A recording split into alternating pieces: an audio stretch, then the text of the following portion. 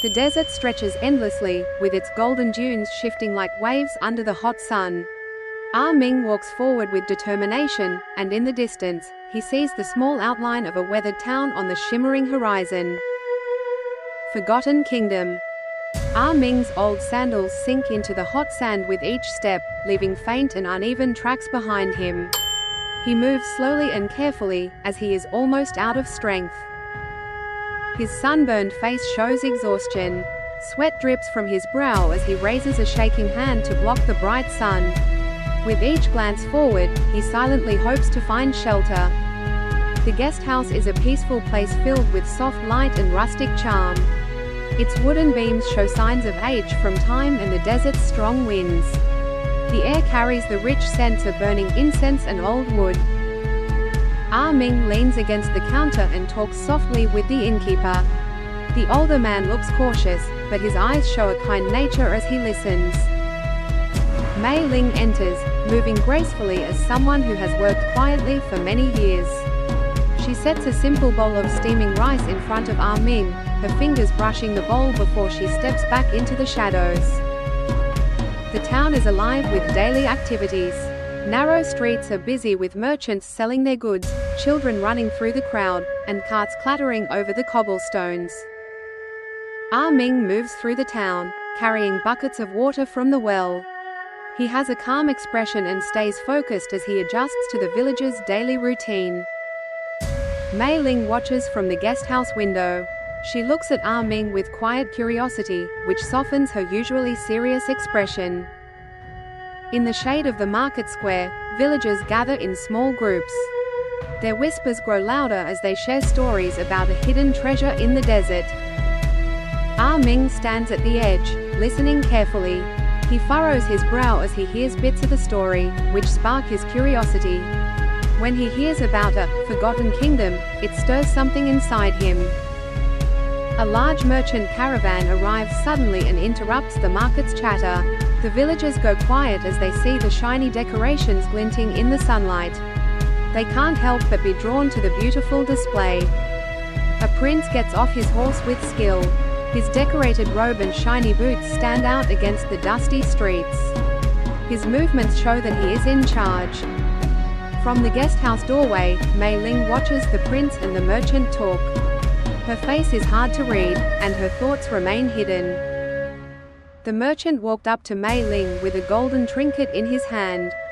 He smiled at her, using his charm to hide the greedy look in his eyes. Mei Ling stepped back, clearly uncomfortable.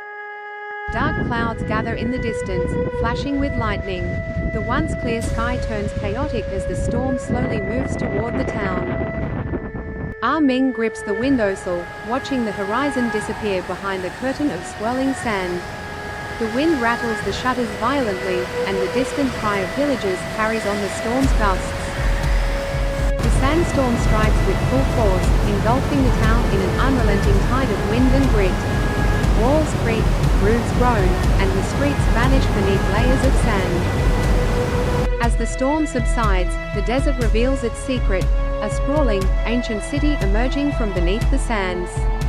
Its towers stand fractured but majestic, glinting faintly in the subdued light. Word spreads quickly, and fortune seekers pour over the dunes toward the city. The air buzzes with excitement and fear as they race toward the ruins, their hopes etched in their hurried steps. The city's grand entrance looms before them, half covered in twisting vines and crumbling stone. The ancient carvings on its archway hint at a forgotten era of grandeur. Inside the city, the air feels alive with whispers, faint and untraceable. Ah Ming, the prince, and the merchant move cautiously through grand halls where dust hangs thick and the light flickers with eerie unpredictability. Mei Ling clutches Ah Ming's arm as they descend deeper into the city's depths. Her eyes, wide with fear, dart toward the shifting shadows that seem to move just out of reach. They step into a vast chamber, its walls lined with golden jewels. The treasures glimmer in the light of their lanterns, yet the room feels heavy with an unspoken warning. The air grows tense as the prince and the merchant stand toe-to-toe, their weapons drawn. Heated words fly as greed overtakes them, the allure of wealth pitting them against one another. Ah Ming steps forward, torn between intervening and escaping the brewing chaos. His eyes shift between the warring men and Mei Ling, whose plea to leave rings in his ears.